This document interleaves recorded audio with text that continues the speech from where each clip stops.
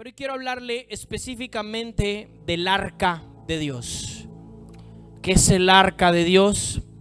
¿Por qué un hombre como David, cuando él pasa un proceso en Dios, David, le voy a poner en el contexto quién era David. David era un enamorado del Señor, pero loco, perdido. David era un adorador. Él se desvivía por Dios. No había otra cosa en él importante que no fuera Dios. Y cuando David llega al trono, porque Dios le habla a él cuando él tenía aproximadamente o más o menos 16 años, Dios le habla a través del profeta Samuel y le dice que Dios quiere que él sea el rey de Israel. Pero eso no se cumplió al otro día, eso se cumplió más o menos 15, 16 años después.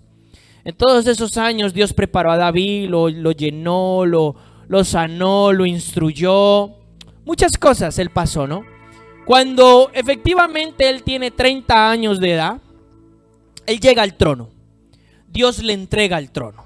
Él no toma el trono, Dios se lo da, tal como se lo había prometido años atrás.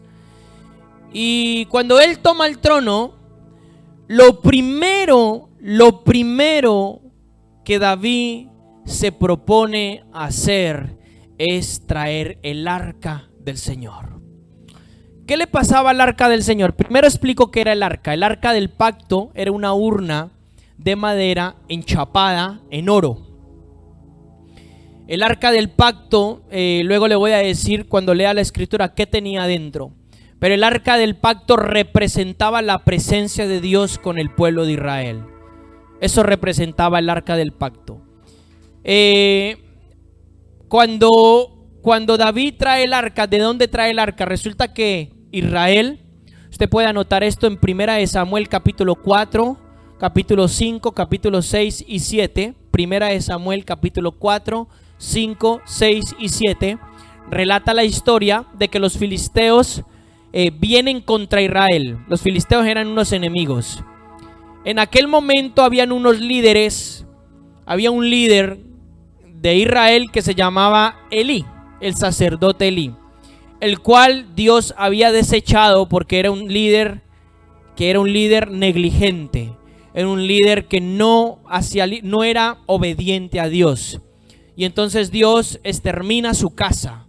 Le dice: Elí, yo te he llamado para que seas fiel en mi casa, seas fiel sacerdote. Pero Elí incurrió en el pecado, toleró el pecado de sus hijos. Muchas cosas sucedieron, entonces Dios lo desechó. Y cuando Dios lo desecha a Elí, Dios levanta a un hombre llamado Samuel. En aquel entonces era un jovencito. En aquel entonces, cuando Dios levanta al profeta Samuel, él tenía más o menos eso, 17, 16 o 18 años de edad. Por ahí está. Y cuando Dios lo levanta, Dios lo confirma como profeta, como juez y como sacerdote para que pueda guiar a la nación. En aquel entonces los filisteos hicieron una guerra contra Israel, derrotaron al pueblo de Israel y capturaron el arca de Dios. La capturaron como un botín. Cuando ellos capturan el arca de Dios, ellos se la llevan a una de sus ciudades, a 2 ciudades de los filisteos. Ok, bueno, allá sucede algunas cosas. La misma presencia de Dios pone a los filisteos de rodillas, les destruye sus dioses. Nadie fue, solamente Dios. Ok, entonces los filisteos se asustaron de lo que estaba pasando por haberse traído el arca de Dios a sus tierras. Y entonces ellos se asustaron y dijeron: no, este Dios sí que es Dios, el de nosotros es un falso. Cogieron el arca, la embarcaron en un carro, de estos carros de madera, y entonces la enviaron hacia Israel, hacia Judá, sin piloto ni nada. El tema es que el arca terminó en una ciudad que se llama Kiarí, algo así. ¿Cómo es que se llama? Espérese. El arca terminó en una ciudad que se llama Kiriat Jearim. ¿Entiende por qué el nombre? Esta ciudad es una ciudad de Judá. El arca permaneció allí por espacio de 20, 30 años. Israel, el culto de Israel menguó porque no tenía el arca. El arca era el centro de su devoción. El arca, ya dije, que representaba la presencia de Dios. Ok, entonces, de aquí empezamos. Segunda de Samuel capítulo 6. Ahí sí vamos a abrir nuestras Biblias. Cuando David llega al trono de Dios, lo primero que él dice: necesitamos la presencia de Dios. necesitamos el arca del Señor. David entendió algo. Si Dios lo había escogido a él para ser rey, él sabía que la única manera de que él pudiera ser un buen rey para Israel tenía que ser bajo el temor de Dios, bajo la presencia de Dios, bajo la dirección de Dios. Él entendió ello y de ahí por eso se propuso. Lo primero que él hace, segunda de Samuel, capítulo 6, verso 1, dice el título: David lleva el arca a Jerusalén. Jerusalén era la ciudad de David, también llamado el monte de Sión, y él quería establecerla ahí para que todo Israel empezara a vivir un avivamiento espiritual y se levantara espiritualmente. Ahora dice el verso 1: volvió David a reunir a todos los escogidos de Israel, 30,000. Y David se levantó y fue con todo el pueblo que estaba con él a Baala de Judá, para hacer subir desde allí el arca de Dios, la cual es llamada por nombre, el nombre del Señor de los ejércitos, que está sobre los querubines. Pusieron el arca de Dios sobre un carro nuevo. Escuche. Pusieron el arca de Dios sobre un carro nuevo. Esto es una carreta de esas, no sé si le dicen así en su país. Para que la pudieran llevar a la casa, para que la pudieran llevar de la casa de Abinadá, que estaba en la colina. Usa y Ahío, hijos de Abinadá, guiaban el carro nuevo. Y lo llevaron con el arca de Dios de la casa de Abinadá, que estaba en la colina, y Ahío iba delante del arca. Verso 5.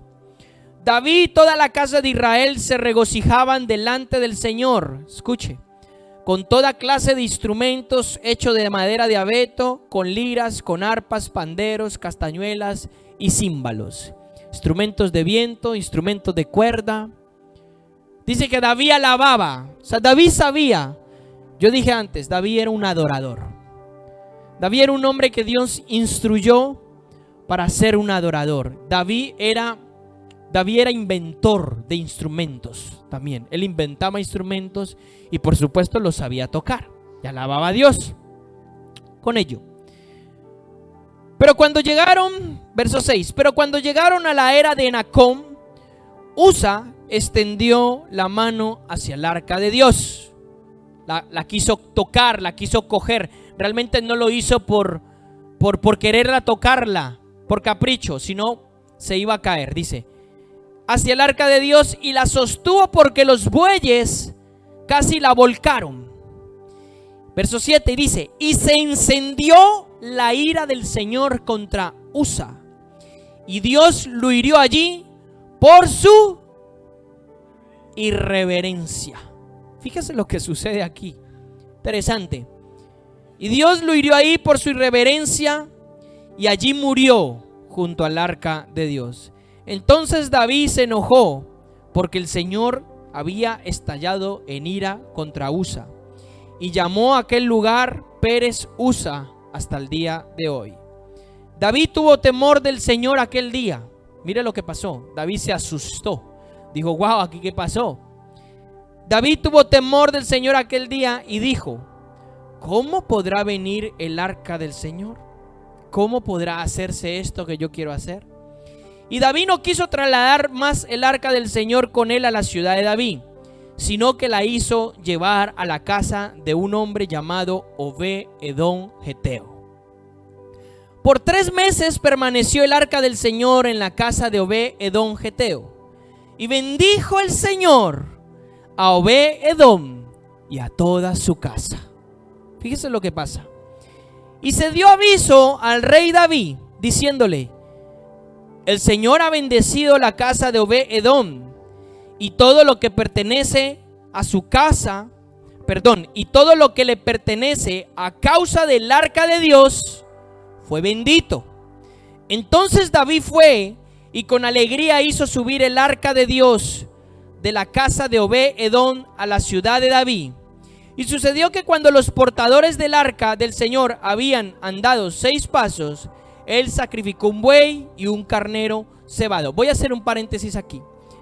Fíjese que aquí David dice que ya no va el arca, dice que el arca ya no va en un carro de bueyes, sino que dice los portadores. Vamos a tocar un pasaje paralelo a este, que da una explicación un poquito más explícita. Primera de Crónicas. Váyase al libro de Primera de Crónicas. Usted ponga un separador allí o lo que sea. Luego volveremos allí. Primera de Crónicas, capítulo 13. Primera de Crónicas 13. Quiero mostrarle algo importante.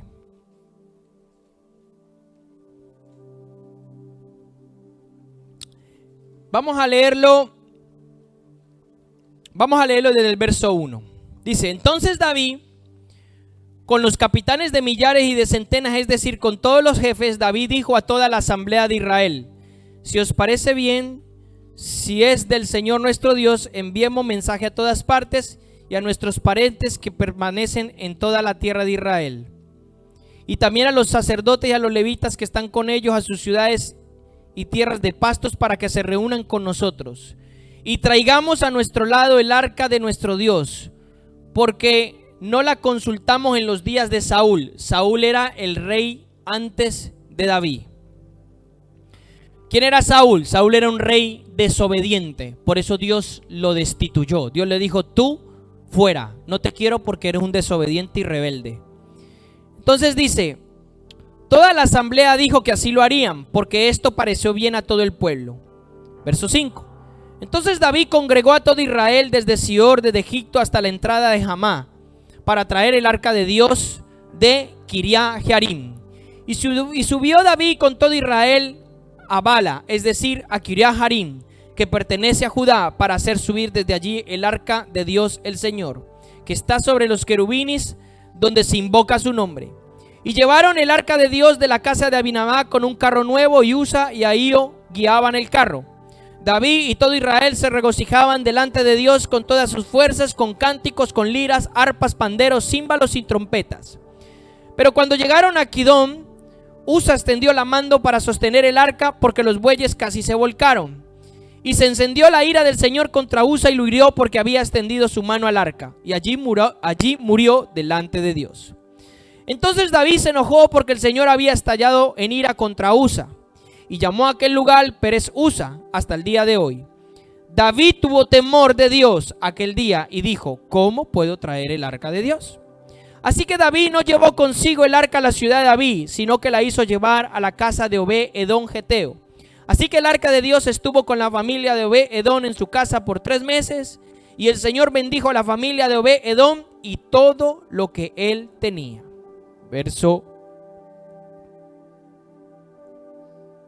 capítulo 15, no capítulo 14, capítulo 15 de Primera de Crónicas, verso 1. Y David hizo para sí casas en la ciudad de David. Preparó un lugar para el arca de Dios y levantó una tienda para ella.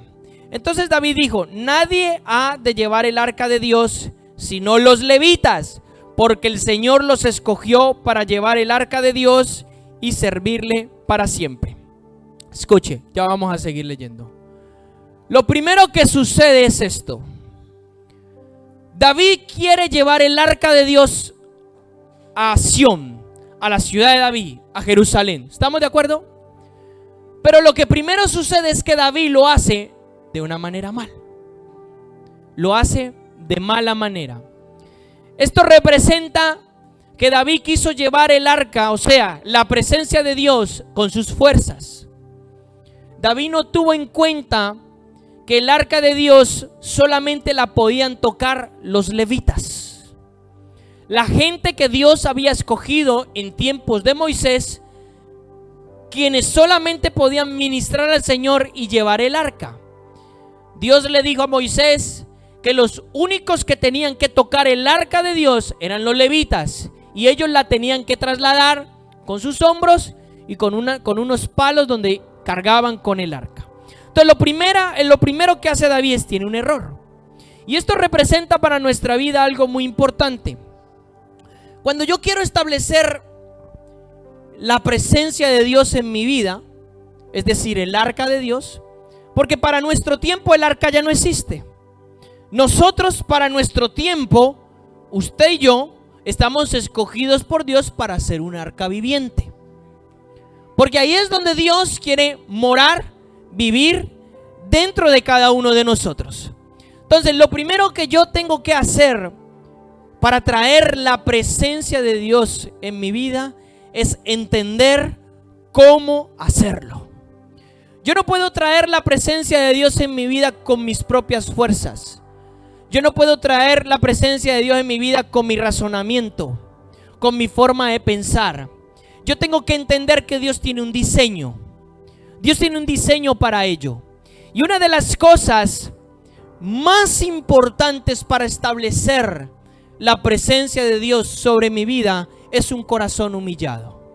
Es un corazón quebrantado. Es empezar a tener sed y hambre por Dios desesperadamente. Es empezar a mirar a Dios, solamente a Él, nada más que Él. Es entronar a Dios en mi corazón, amarlo sobre todas las cosas, tal como dice la palabra. Oye Israel, el Señor uno es.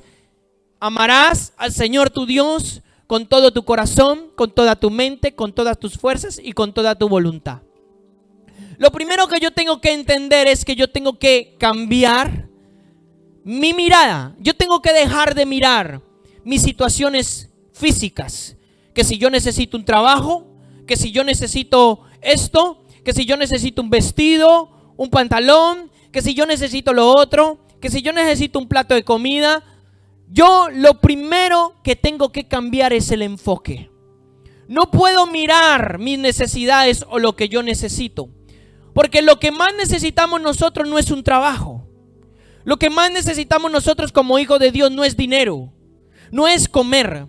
Lo que más necesitamos nosotros es a Dios, porque Dios es la fuente de todas nuestras necesidades. Es decir, si yo tengo a Dios en mi vida, yo lo tengo todo. Si yo tengo a Dios, yo tengo trabajo. Si yo tengo a Dios, yo tengo provisión. Si yo tengo a Dios, yo tengo mi necesidad alimenticia cubierta, mi necesidad de vestir cubierta. Si yo tengo a Dios, resumidamente, lo tengo todo. Entonces, uno de los grandes problemas de por qué no se establece la presencia de Dios en muchas personas es porque quieren hacer las cosas a su manera, porque quieren que Dios les baile a su son, y no funciona así. Nosotros tenemos que seguir a Dios, Él no nos tiene que seguir a nosotros. ¿Estamos de acuerdo?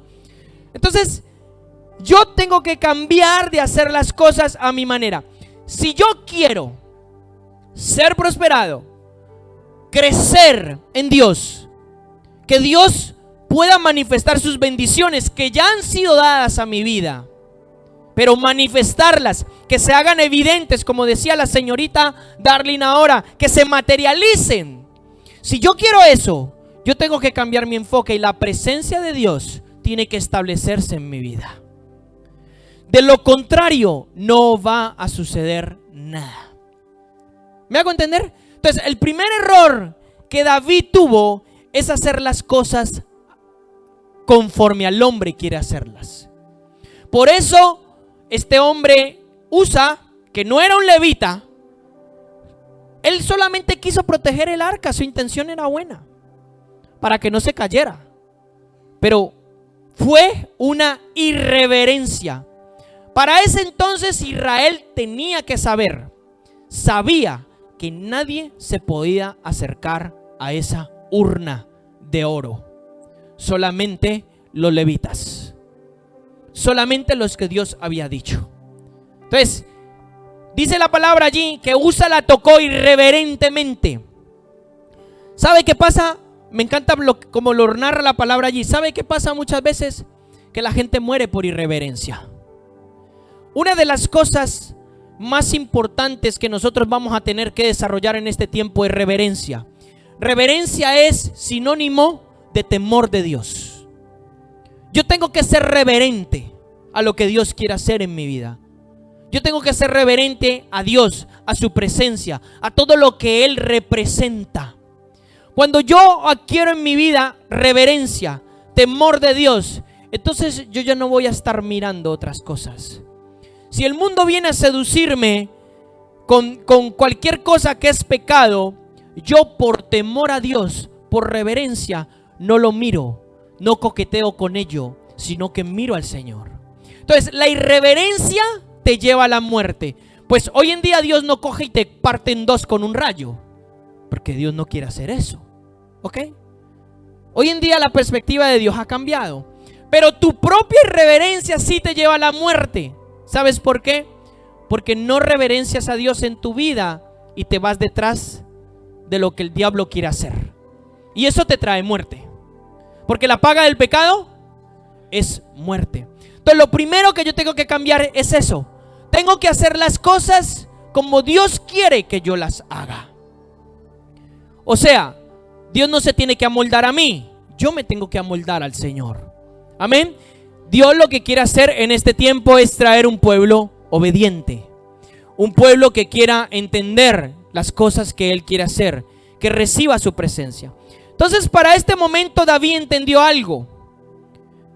Él se fue, tuvo temor, dice la palabra, él tuvo temor. Y él se fue a pensar en esos 3 meses a su casa y a decir, ¿por qué no pudo venir el arca? La intención es buena, es la voluntad de Dios. Era la voluntad de Dios, claro que era la voluntad de Dios. Pero él ahí entendió algo. Entendió que era diseño. Diseño tiene que ver con cómo Dios hace las cosas, cómo Dios quiere hacer las cosas.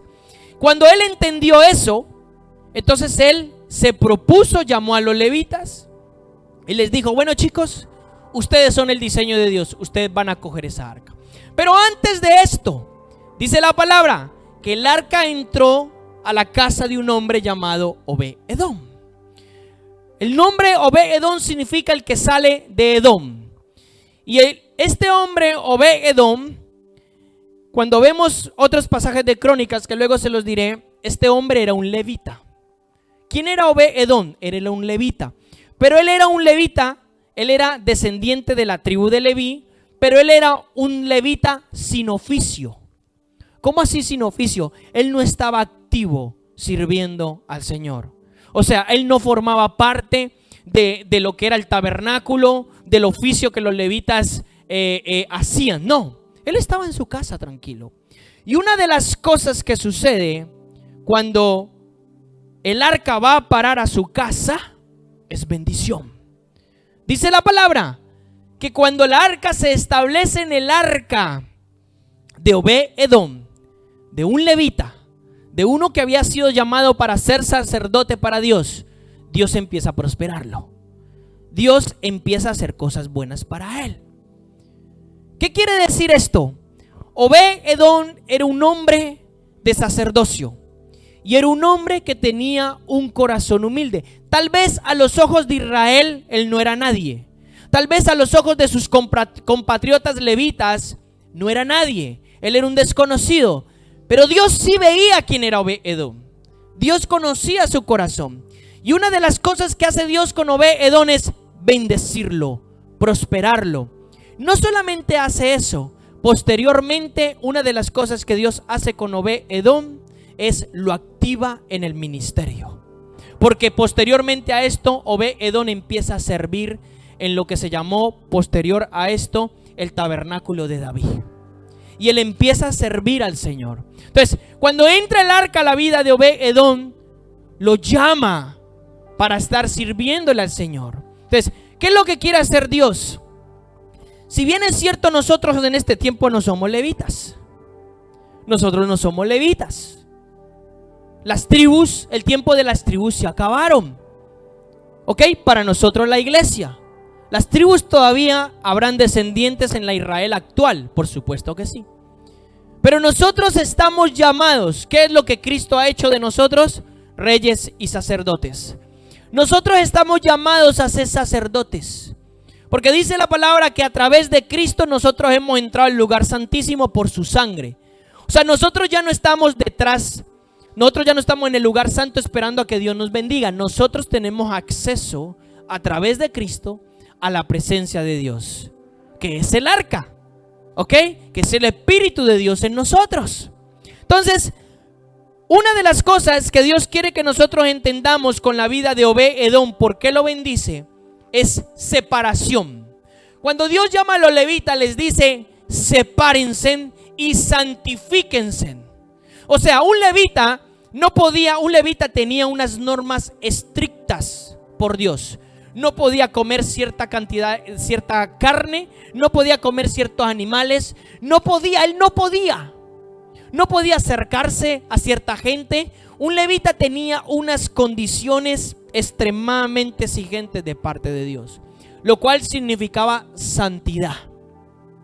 Una de las cosas que Dios nos va a demandar en este tiempo es decidir, escuche, decidir desde nuestro corazón no pecar más, alejarnos del pecado, santificarnos para Dios, no mirar la seducción del mundo, lo que el mundo nos está seduciendo, no mirar eso.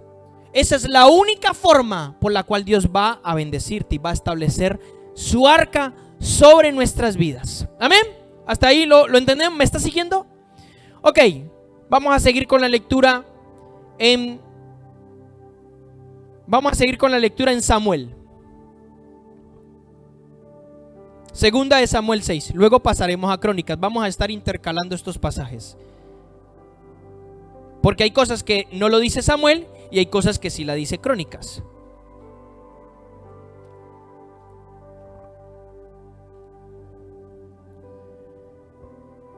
Dice, vamos al verso 12. Y entonces se dio aviso al rey David diciendo: el Señor ha bendecido la casa de Obed-Edom y todo lo que le pertenece del arca, y todo lo que le pertenece a causa del arca, entonces ha sido bendecido.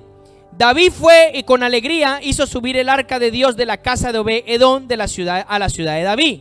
Y sucedió que cuando los portadores del arca del Señor habían andado 6 pasos, él sacrificó un buey y un carnero cebado. Hizo un sacrificio, hizo una ofrenda. David danzaba con toda su fuerza delante del Señor y estaba vestido con un efod de lino. O sea, David tenía una ropa real, era el rey. A los reyes se les vestía con un efod de lino. Seguro que la ropa tenía cosas doradas y cosas de oro. Era una ropa específicamente para el rey. El rey representaba majestad. Dice, David estaba vestido con un efod de lino. Ya saben que el lino es un material muy fino. Verso 15, David y toda la casa de Israel hacían subir el arca del Señor con aclamación y con sonidos de trompeta, o sea, con alabanza. Fíjese que yo quiero que usted se detenga en estos versos. ¿Por qué queremos que la gente aprenda a alabar? Porque es importante, es una de las formas de cómo Dios se va a establecer en tu vida, en tu casa, en tu trabajo, o más que en tu trabajo, en tus finanzas. Es una de las cosas de cómo lo va a hacer. Fíjese que David siempre estaba alabando. Ahora dice, y sucedió que cuando el arca del Señor entraba a la ciudad de David, Mical, hija de Saúl, miró desde la ventana y vio al rey saltando y danzando delante del Señor, y lo menospreció en su corazón. Mical era la esposa de David. Mical fue la primera esposa que David tuvo. Se la dio Saúl. Ok, David la recuperó. Cuando David entra al reinado, él la recupera. Pero era una mujer que no tenía un buen corazón. Era una mujer que no era de un corazón humilde. Cuando Mical ve a David danzando con fuerza, regocijándose delante del Señor, alegre porque están trayendo el arca a la ciudad de David, dice la palabra que lo hemos acabado de leer, lo mira y lo menospreció en su corazón. O sea, ni siquiera Mical habló nada, ni siquiera dijo nada, solamente pensó dentro de sí misma: mira a este sinvergüenza, mira a este, no le da vergüenza lo que está haciendo. Eso es, lo menospreció. Lo interesante de esto es que Dios no se queda con nada. Dios la observa. Dios conoce su pensamiento. Luego dice, entonces, verso 17, metieron el arca del Señor y la colocaron en su lugar dentro de una tienda que David había levantado para ella. Y David ofreció holocaustos y ofrendas de paz delante del Señor. Cuando David terminó de ofrecer el holocausto y las ofrendas de paz, bendijo al pueblo en el nombre del Señor de los ejércitos. Verso 19. Después repartió a todo el pueblo y a toda la multitud de Israel, tanto a hombres como a mujeres, una torta de pan, una de dátiles, una de pasas a cada uno. Entonces todo el pueblo se fue, cada uno a su casa. 20.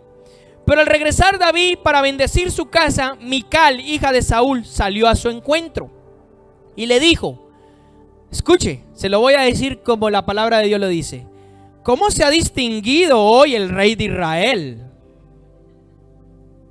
¿Cómo suena esto? Sarcasmo, con ironía. Por eso cuando usted ve ahí en su lectura, ve dos signos de admiración. Dice, ¡ay! Mical viene y encuentras a David y le dice, ¡ay! ¿Cómo se ha distinguido hoy el rey de Israel? ¿Cómo se ha visto hoy el rey de Israel? Con un sarcasmo venenoso. Y dice, luego termina diciendo, se descubrió hoy ante los ojos de las criadas de sus siervos, celosa todavía. ¿Cómo se descubriría sin decoro un insensato? Le dice ella a David. O sea, ella le reprocha y le recrimina, ay, ¿cómo te descubriste? ¿Cómo te despelucaste hoy delante de todo el mundo? Si tú eres el rey de Israel. Fíjese lo que David le contesta. Y David le dijo a Mical, eso fue delante del Señor, que me escogió en preferencia a tu padre y a toda tu casa para constituirme por príncipe de su pueblo sobre Israel. Mire lo que le dice. Dice, cállate. Y después le dice, por tanto, lo celebraré delante del Señor. Por tanto lo celebraré. Verso 22, me encanta esto. Y aún seré, su Biblia Reina Valera dice, y aún me haré más vil. En mi Biblia de las Américas lo traduce mejor y dice, y aún seré menos estimado o menos tenido en poco que esto. Y dice, y seré humillado ante mis propios ojos, pero con las criadas de quienes tú has hablado, ante ellas seré honrado. Y luego dice el 23, y Mical, hija de Saúl, no tuvo hijos hasta el día de su muerte. Esa fue la consecuencia de su pecado.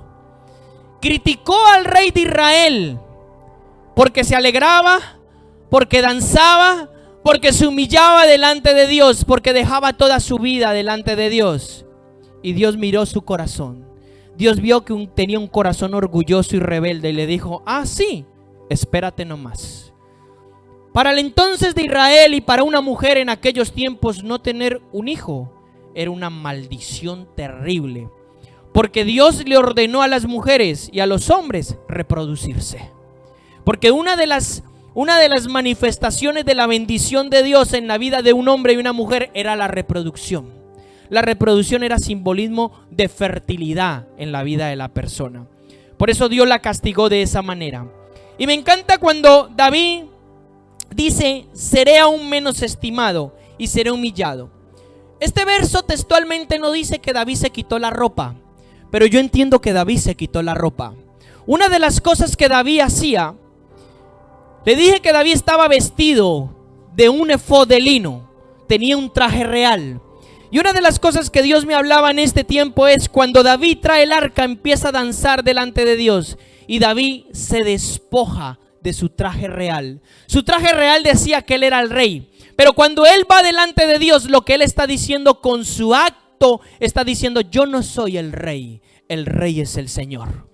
Eso es lo que David está haciendo con su acto. Por eso, una de las cosas que Dios hace en la vida de David y en los 40 años de su reinado es prosperidad total. Dios bendice a David de una manera como ninguna otra persona fue bendecida.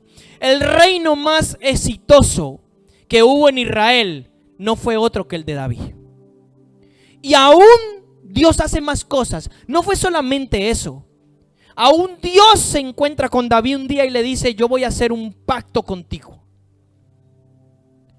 Eso está más adelante. Y le dice: yo voy a hacer un pacto contigo, David. No te faltará descendiente en tu trono.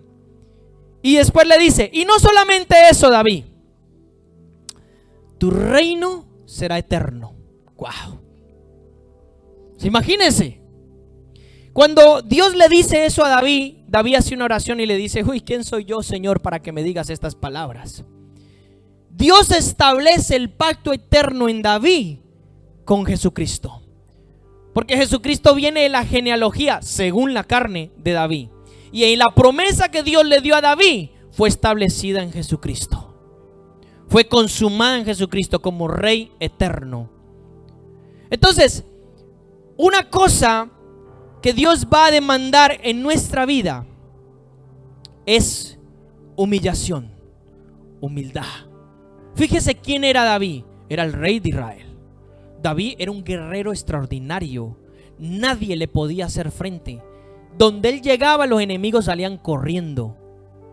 Saúl mató a 1000, David mató a 10,000. David era el que había matado a Goliat, el filisteo, el gigante que tenía amedrentado a todo Israel. David era un hombre lleno de poder. En ningún momento dejó que el orgullo tocara su corazón. En ningún momento se enorgulleció. En ningún momento era soberbio. Es más, él sabía que todo lo que él hacía no era él, era el Señor a través de él. Él sabía que la gloria era totalmente de Dios. Y él sabía que si Dios lo había escogido como rey de Israel, él sabía que era que Dios iba a reinar a través de él. Eso era lo que hacía David. Un corazón adorador. Un corazón que no se doblaba. Sus actos reflejaban cuál era la condición de su corazón. Y una de las cosas que Dios quiere para nuestros días, en nosotros, para la gente que estamos aquí, es que tengamos el mismo corazón de David. Empezar a humillarnos, a despojarnos del orgullo, a despojarnos de todas aquellas cosas que son un obstáculo, que impiden que la presencia de Dios se establezca sobre nuestras vidas. Eso es lo que Dios está buscando en este tiempo. Dios prospera a David de una manera extraordinaria, lo bendice, tuvo el reinado más grande que hubiera podido existir. Y todo lo que David continúa haciendo de ahí en adelante, nunca lo hizo por sus propias fuerzas. Siempre lo consultó, siempre le pidió permiso a Dios, siempre se humilló. Aunque tuvo muchos errores, pero se arrepintió. Dios siempre lo restauró. Por eso Dios decía, Dios mismo, no él, ni el pueblo, Dios decía, un hombre conforme al corazón de Dios. O sea, David. No porque él fuera perfecto, sino porque él tenía uno de los ingredientes en los cuales Dios más ama: humildad y sumisión y humillación delante de Dios. Mire lo que dice la palabra en Isaías 57:15.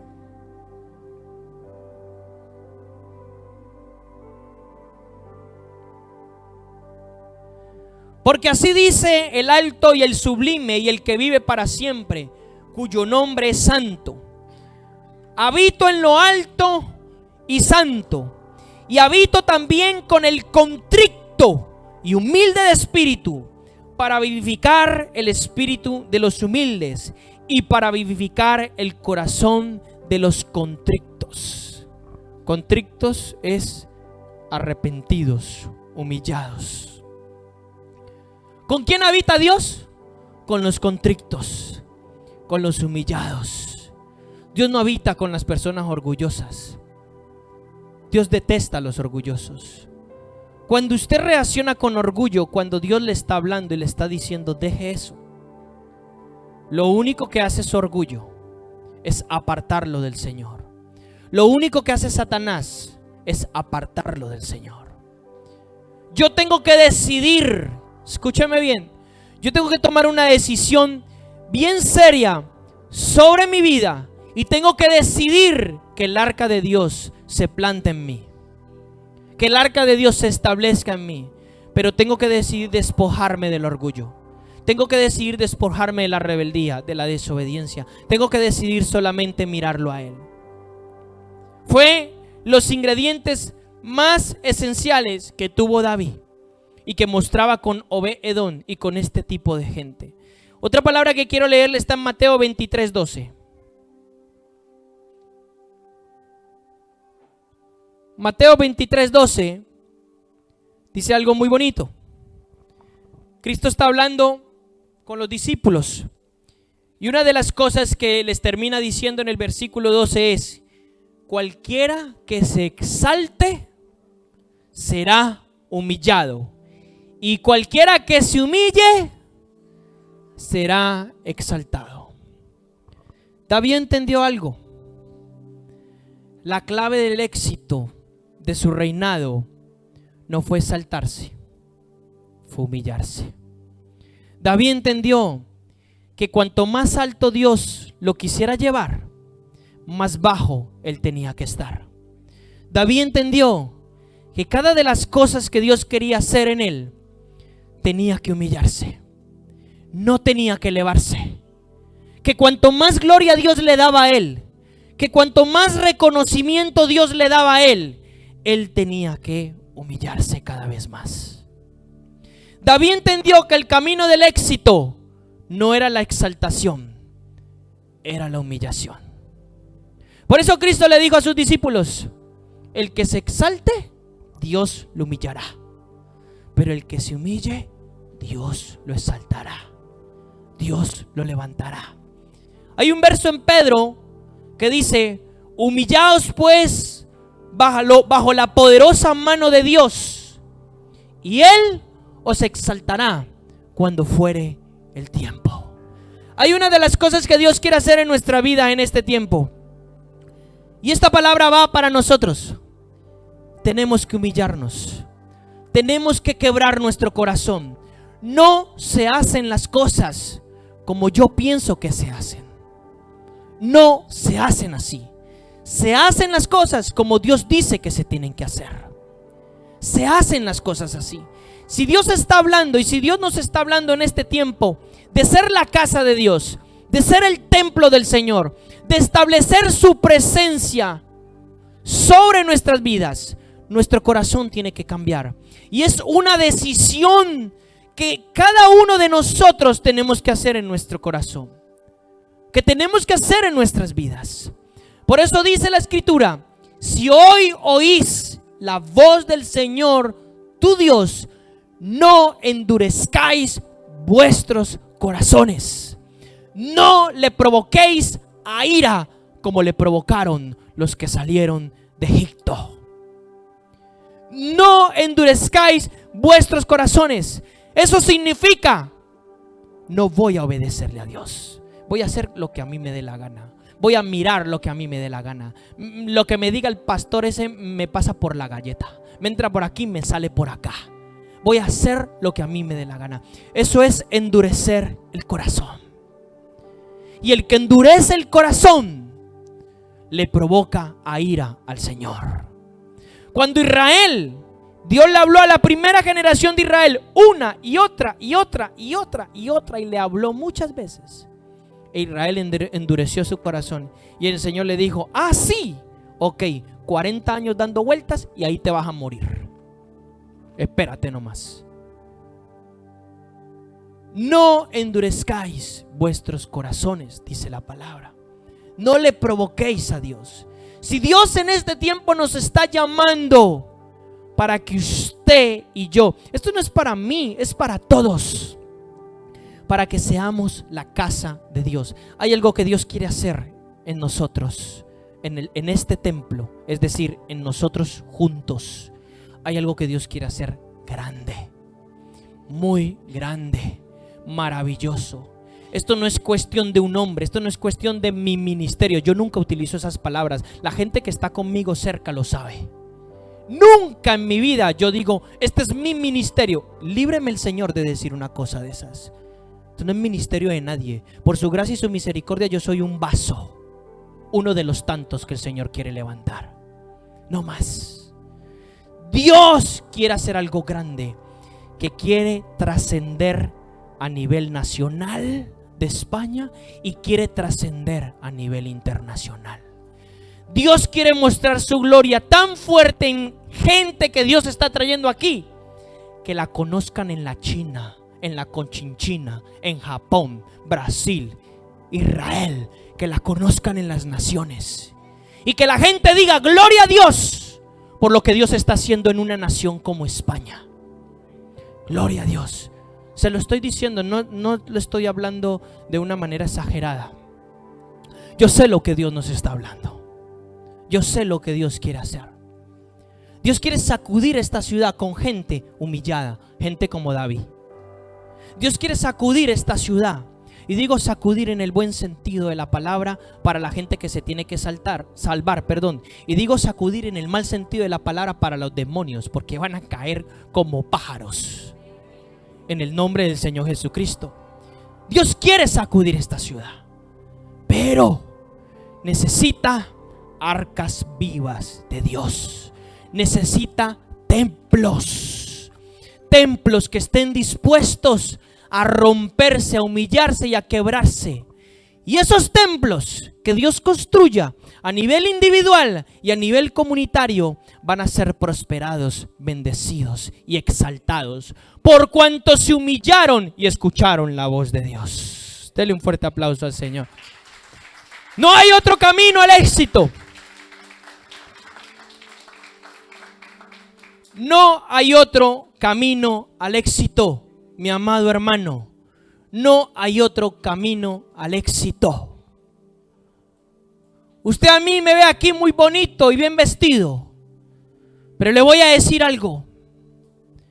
Sabe el Señor y vive el Señor, en cuya presencia del Señor vivo, que me quiebro y me esmero día tras día contra viento y marea, contra dificultades que aparecen en nuestras vidas. Me esmero por estar a los pies del Señor. Me esmero. Y eso es lo que Dios quiere de nosotros. Por eso, cuando un hombre de Dios vive en el Señor, habla, las cosas suceden. Dios lo respalda. Por eso cuando le hablo al mundo espiritual y le digo a los principados y a los demonios, de aquí te vas, salen como cucarachas. Salen así. Pero así, ya. Por eso cuando le hablamos a la enfermedad y te vas, se va. Porque la gloria de Dios vive en nosotros.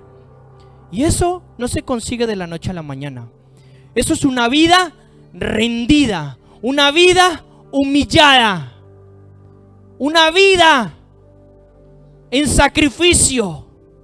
Santo, vivo, delante del Señor. Hay procesos por los cuales Dios nos pasa.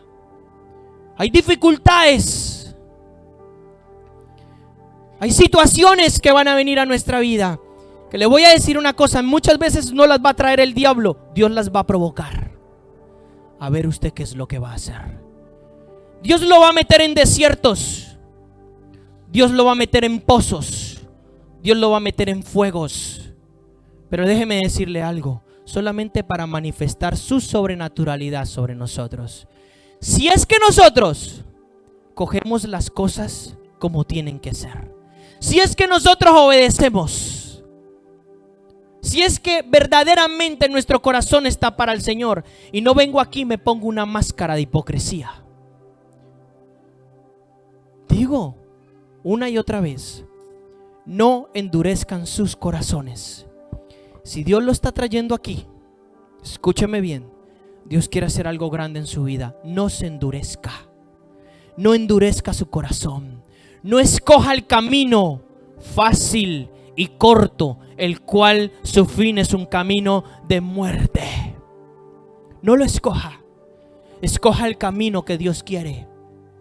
Porque si el Señor dice que va a hacer esto, su mano derecha, la diestra de su poder y de su justicia está con nosotros.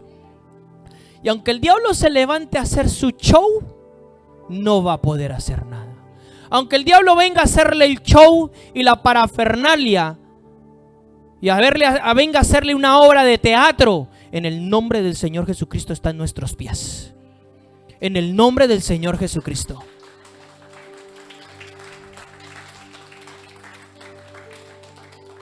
Entonces el diablo viene aquí a hablarle con sus pensamientos de muerte, de incredulidad, de desánimo. Métale una patada, por favor. Despiértese. Este es el tiempo en que una iglesia victoriosa se levanta, porque Cristo la hizo victoriosa. Cristo no la ha hecho vencida ni derrotada. Cristo tuvo victoria y le dijo, cuando resucitó dijo, toda la autoridad se me ha sido dada en el cielo, en la tierra y aún debajo de la tierra. Y le dice, id, haced discípulos a las naciones. En otras palabras le dice, mire, todo lo que yo gané y tengo de resurrección y todo, se los doy a ustedes. Todo. Así que es el tiempo de enfocarnos. Esta palabra de Mateo 6:33, busque primeramente el reino de Dios y su justicia y lo demás será añadido, es para muchas personas aquí. Apúntesela y guárdela en su corazón.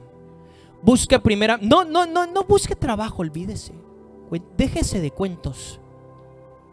Busque el reino de Dios y su justicia, y entonces Dios le proveerá lo que usted necesita. Pero busque el reino de Dios. Despójese de la humanidad. Despójese de la carne. Despójese de todo aquello que es un obstáculo. Despójese. Busque primeramente el reino de Dios. Dios nos llama a ser radicales, desafiantes. El enemigo llega a tu casa y viene a tu vida y te hace un sacudón para que tú tengas miedo, para que tú digas ¡ay! Y si tienes miedo, te paraliza. Eso es lo que él quiere, paralizarte, dejarte quieto, que tú no seas desafiante y no sigas adelante. ¿Para qué? Para que no seas bendecido y tenerte en derrota, tenerte en miseria, tenerte en pobreza. Pero hoy Dios te dice, Dios no te ha dado un espíritu de temor ni de cobardía, sino un espíritu de poder, de amor y de dominio propio. Esa es la palabra de Dios para nosotros en esta mañana. Hay mucha gente que necesita venir a este lugar. Hay mucha gente que Dios va a traer. Porque esta ciudad está atravesando por situaciones de sequía espiritual graves. Porque esta ciudad está atravesando situaciones espirituales graves. Porque muchos líderes en esta ciudad son como los líderes como Saúl y como Elí, los cuales Dios ya los ha desechado. Porque no obedecen lo que Él quiere. Porque la obra de Dios no se hace como a mí me parece. La obra de Dios se hace como Dios quiere que se haga. ¿Me hago entender? Por eso Dios nos está llamando a ser radicales. Radicales. Yo sé que mucha gente se molesta conmigo cuando yo le hablo la palabra, pero eso es fruto de la rebeldía que hay en su corazón. No se puede molestar. Al final aquí el que la paga soy yo. Pero no es tiempo de molestarse. Es tiempo de agachar la cabeza. Y si eso es lo que Dios quiere, pues agachemos la cabeza y allá nos metemos. Eso es lo que Dios quiere. Eso es lo que Dios quiere. ¿Sabe por qué? Hay líderes que son como Saúl. ¿Sabe quiénes son los líderes que son como Saúl? Que les gusta agradarle a la gente. Les gusta que la gente les alabe, agradarles. Esos líderes, Dios le dice, no, tú no me sirves, fuera. Dios está levantando líderes como David. ¿Sabe quiénes son los líderes como David? Aquellos que no le agradan a la gente, aquellos que le agradan a Dios. Y que si por agradarle a Dios le desagradan a la gente, de malas, que se enfaden. Por eso David se despojó, danzó, alabó, agradó a Dios, aunque su esposa, la de mal corazón, le reprochara y le recriminara. A él le dijo, mira, ¿sabes qué? me traen sin cuidado. Yo vengo a agradarle a Dios. Yo vengo a agradarle a Dios. Me importa lo que diga la gente. Me importa lo que hable el diablo. Yo no tengo oídos para Satanás. Yo no tengo oídos para que el diablo esté diciendo que si esto de mí, que si lo otro, y utilice la boca de un montón de gente. Olvide, ¿usted cree que yo tengo tiempo para eso? ¡Pah! Yo solamente tengo oídos para el cielo y lo que el cielo está hablando de mí, lo que Dios quiere conmigo. Yo solamente quiero vivir lo que Dios quiere conmigo y lo que el Espíritu Santo me está diciendo. Y si el Espíritu Santo viene a mí y me dice arrepiéntete y cambia tu forma de actuar, es lo primero que estoy haciendo. Porque hay algo que Dios siempre hace en nosotros y el Espíritu Santo viene a corregirnos. A veces la gente me dice, ¿por qué corrige a la gente? Y le digo, ¿sabe por qué corrijo a la gente? Porque Dios es Padre y el Padre corrige a sus hijos. Porque la corrección y la disciplina son lo que lo va a llevar a la prosperidad. La corrección y la disciplina es lo que lo va a hacer a usted hijo de Dios. Porque Dios es Padre. Y aquí sabe varias gente que se le corrige. Sabe que yo no soy una persona, un déspota. Lo sabe. Porque Dios ha tratado conmigo. Y cuando Dios corrige, corrige con amor. Porque la corrección no viene a aplastar, viene a levantar. Viene a levantar. Y esa es la calidad de los hijos de Dios. Gente que vive con el oído en el cielo y con el corazón hacia el Espíritu. Que cuando el Espíritu le diga deja de ser tan así, así y corrige, lo primero que está haciendo es se tira al suelo y lo hace. Gente, esa es la gente que el Espíritu Santo quiere. ¿Sabe qué le pasó a David posteriormente a esto? Léaselo, yo le animo a que estudie la vida de David, es larga, pero es excepcional. ¿Sabe qué le pasó? Cayó en pecados terribles. Pero cuando vino la corrección de Dios y le dijo, tú David, así dice el Señor a través del profeta Natán, le dijo, tú David, eres un sinvergüenza. Esto es una palabra mía, pero en otras palabras se lo dijo. Tú eres un sinvergüenza. Te robaste la mujer de uno y lo mataste. ¿Sabe qué hizo David? Dijo, no, yo soy el rey de Israel, yo puedo hacer lo que me dé la gana. No. David se tiró a llorar desconsoladamente. Se tiró a llorar. Se arrepintió y cambió su manera de actuar. Ese es el corazón que Dios quiere para nosotros en este tiempo. Eso es lo que nos va a hacer hijos. Usted déjese de ese cuentico de decir, yo soy hijo de Dios. Sí, a ver, demuéstrelo. El hijo de Dios es el que vive en disciplina y en corrección. Porque a nosotros no nos hace hijo de Dios una declaración de nuestra boca. A nosotros nos hace hijo de Dios la vida, la manifestación de mi vida, el testimonio de mi vida. Hay mucha gente que dice que yo soy hijo de Dios. ¿Cuál hijo de Dios? Si ni siquiera cambias tu forma de pensar, ni siquiera cambias tu forma de vivir. Hijo de Dios, ¿dónde? Tú lo que tienes es una máscara. Quítate la máscara. Quítate la máscara de hipocresía que tienes. Entonces Dios nos está llamando en este tiempo. El arca quiere establecerse en nosotros. El poder del Espíritu Santo. Dios va a levantar gente de aquí. Escuche. Niñas o jovencitas y jovencitos. Dios los va a levantar de aquí a unos meses tan poderosamente que usted se va a sorprender. Todo porque ellos y ellas solamente se enfocaron en vivir al Señor. Se quisieron enamorar del Señor, no se quisieron enamorar del mundo. Solamente vieron al Señor y Dios los va a levantar. Y cuando yo digo Dios los va a levantar, Dios los va a bendecir, Dios los va a prosperar. Y Dios les va a exaltar. Todo porque amaron al Señor y dieron su vida por Él. Y eso es lo que Dios quiere. Voy a terminar. Voy a decirles solamente algunas cositas importantes. Ya le dije quién era Obed-Edom. Obed-Edom significa siervo también. Él tenía un corazón de siervo. El siervo es el que vive humillado. ¿Qué contenía el arca de Dios? ¿Alguien sabe qué contenía el arca de Dios? Levante la mano, ¿quién lo sabe? ¿Qué contenía el arca de Dios?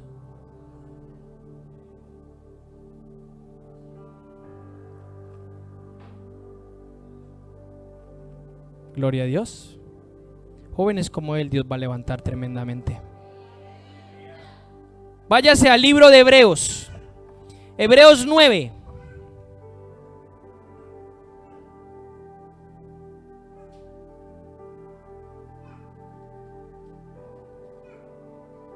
Verso 1. Aquí está la respuesta.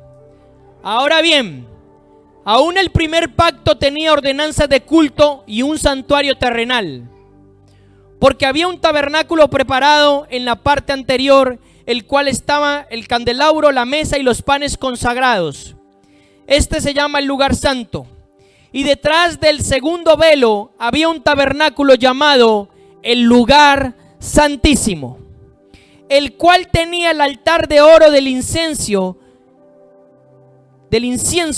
y el arca del pacto cubierta de oro, en la cual había una urna de oro que contenía el maná, la vara de Aarón que retoñó o que reverdeció, y las tablas del pacto.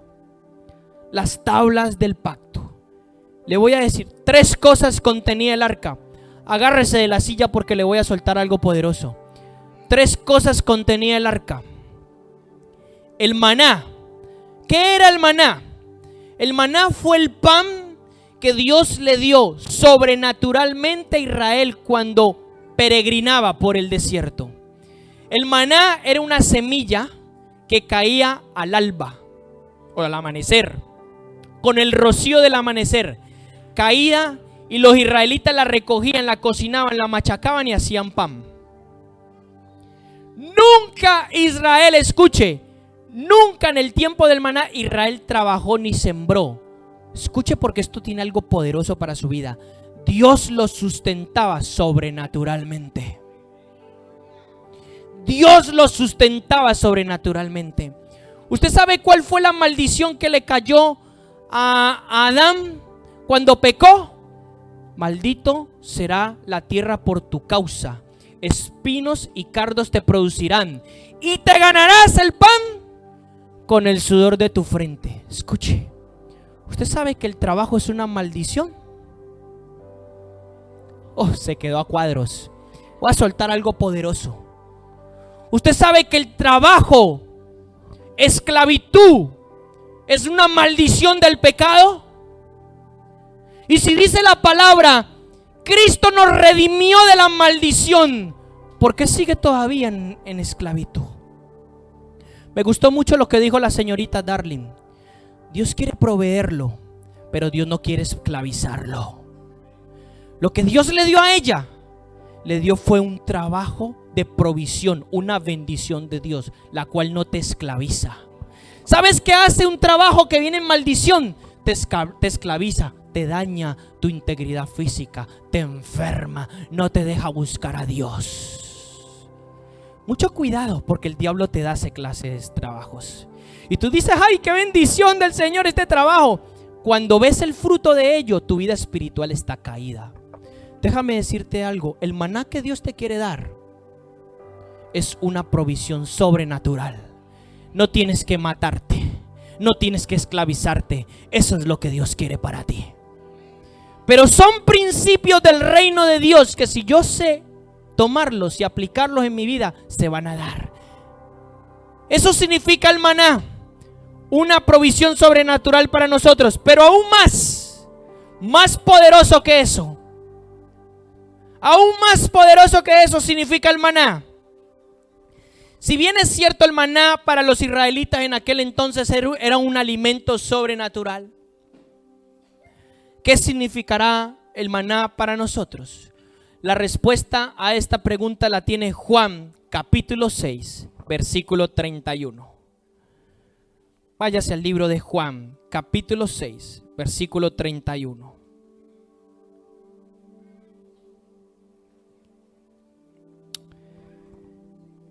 (6:31) libro de Juan. ¿Estamos ahí?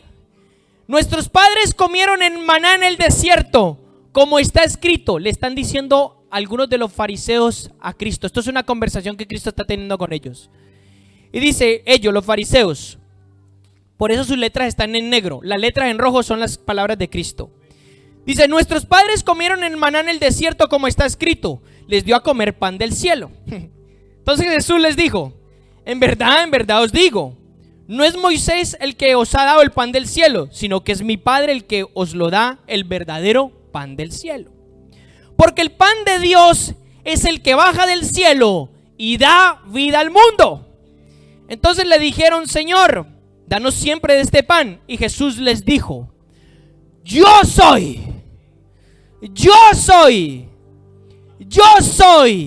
el pan de vida. Yo soy el pan de vida. El que viene a mí no tendrá hambre, y el que cree en mí nunca tendrá sed. ¿Quién es el pan? Cristo. La gloria de Cristo en nosotros. Cuando yo decido de que el pan del cielo, es decir, Cristo, se entrone en mi vida, nunca más tendrá sed, nunca más tendrá hambre. El Cristo de la gloria se va a mover poderosamente conmigo. Ese es el pan del cielo. Eso significa el maná del cielo. Estamos hablando de las tres cosas que habían en el arca. No he entrado todavía a las dos siguientes. Esta es una de las más importantes. La segunda cosa que había en el arca, las tablas de la ley. Lo que Dios le dio a Moisés en el monte Sinaí. ¿Sí? ¿Es así? ¿Monte Sinaí? Por 40 días Moisés ayunó y Dios le dio la ley, es decir, su palabra, sus preceptos, sus mandamientos. Por 40 días. Y aquello lo guardaron en el arca como testimonio a Israel. ¿Qué representa esto para nosotros? Salmo 119, 105. Vamos al salmo más largo de la Biblia. Salmo 119. Controle esa máquina. Salmo 119. Controle a ese robot. 105. 119, 105. Es que el Salmo 119 tiene 150 versos. Fíjese, Salmo 119 es un salmo extraordinario. Está compuesto por las letras del alfabeto hebreo. Desde Aleph a Tau, que son las letras del alfabeto hebreo. Y cuando tú ves este salmo, para los estudiosos de la Biblia, cuando tú revisas este salmo en el hebreo, cada verso que está, por ejemplo, con la Aleph, con la primera, como si fuera la A en nuestro abecedario, todos los versos van conforme a esa letra. O sea, está hecho poéticamente así. Fíjense qué precioso es el Salmo 119. Y así hasta la última letra. Pero eso en nuestro español es muy difícil de verlo. Eso se tiene que ver en el idioma original. Dice el verso 105 en la letra Nun del alfabeto hebreo: lámpara es a mis pies tu palabra y luz para mi camino. Con este verso lo mato, ya le digo todo. ¿Qué representa el arca? La palabra de Dios para nuestra vida. Lámpara es a mis pies tu palabra y luz a mi camino. Cuando mi vida está regida, gobernada, guiada por la palabra del Señor. Cuando mi vida se mueve por la palabra del Señor. Eso es lo que Dios quiere en este tiempo. Dios quiere que nuestra vida se mueva por la palabra. Dos cosas hasta aquí. El arca va a representar algo en nosotros y va a estar regida. El arca es la presencia de Dios en nosotros y va a estar regida hasta ahora por dos cosas: Cristo, el pan del cielo, el maná del cielo, la provisión sobrenatural de Dios. Número 2, nuestra vida tiene que estar regida por su palabra. Yo camino conforme a su palabra. Yo obedezco su palabra. No mi carácter. No lo que me da la gana. Su palabra. Número 3. La vara de Aarón. La vara que reverdeció. Apúntese Números 17 del 1 al 13. Apunten, no lo vamos a leer por causa del tiempo. Se lo voy a relatar de una manera resumida. Número 17, el capítulo completo, tiene 13 versos, si no me equivoco. Número 17. Cuando Dios hace reverdecer la vara de Aarón, antes de esto, sucede una rebelión, sucede una división. Se levanta un hombre llamado Coré, el cual rebela al pueblo. Él tenía rebeldía, era un espíritu inmundo de rebeldía, de rebelión, de orgullo. Y entonces él levanta su mano contra los líderes que Dios había levantado, es decir, Moisés y Aarón. Y él les dice, y él hace una revuelta a Israel, y revoluciona a Israel, forma división, o sea, le come el oído, como dicen aquí en España, le come el oído a otros y los pone contra ellos. Y entonces Moisés clama al Señor y el Señor le dice, ok Moisés, vamos a hacer una cosa, tranquilo. Le dice, toma una vara de cada una de las tribus de Israel, de sus jefes de las tribus de Israel, total 12 varas. Toma una vara de Aarón y esas varas me las vas a poner en un lugar al otro día. Y el Señor le dijo a Moisés, no te preocupes, yo voy a mostrar a quién he elegido yo. Israel sabrá a quién he elegido yo. ¿Quiénes son los que van delante y quiénes son los líderes? Eso se lo dice el Señor a Moisés. Resulta que lo hicieron así, era una vara seca, trozo de palo, seco, no tenía ya vida. Lo ponen en un lugar y al otro día en la mañana, porque esta rebelión se había levantado contra Aarón, y al otro día en la mañana todas las demás ramas estaban secas. La única vara que reverdeció, o sea, le salieron plantas, hojas, floreció y dio fruto, fue la vara de Aarón, sobrenaturalmente. ¿Y sabe qué dijo Dios con eso? Yo he escogido a Aarón y he escogido a toda la casa de Leví para que sean sacerdotes, para que sean los que lleven el liderazgo a todas las demás tribus.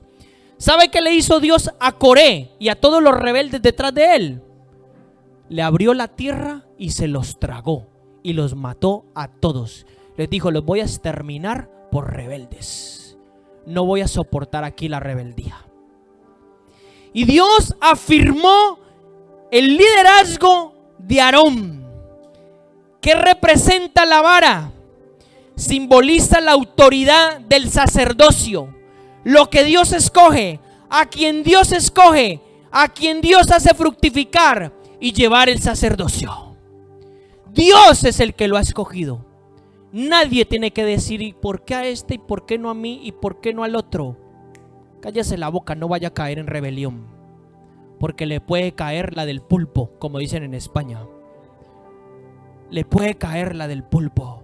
Cuando Dios escoge, y Dios dice, ¿quién es el que va a ir a llevar la carga? Y Dios lo va a respaldar. Y la mano de Dios estará con él. Aunque se equivoque, Dios lo corregirá. Dios lo enderezará. 3 cosas entonces: guiarnos por la palabra en nuestra vida, el maná del cielo, la vida de Cristo en nosotros, todo lo que Cristo representa, todo lo que Cristo es, todo lo que Cristo dijo. Número 3, somos sacerdotes. Somos sacerdotes. Dios quiere llevarnos a su sacerdocio, al lugar santísimo a través de Cristo. Si hoy en día Dios nos ha escogido como reyes y sacerdotes, no como reyes a mi propia conveniencia, no como un sacerdote a mi propia conveniencia, sino un sacerdote conforme a Cristo, Un rey conforme a Cristo, porque Cristo es rey y sacerdote para siempre. Y quiere decir que el Cristo vivo de la gloria se va a manifestar en mi vida. Eso representa el arca de Dios. Eso representa el arca de Dios. Tengo más para hablarle, pero no lo voy a hacer, lo voy a dejar hasta aquí. Esto tiene una segunda parte porque ni siquiera ha entrado al tabernáculo de David. O sea, aquí no termina. David lleva el arca y él establece algo muy importante. Eso lo vamos a tratar en otra ocasión.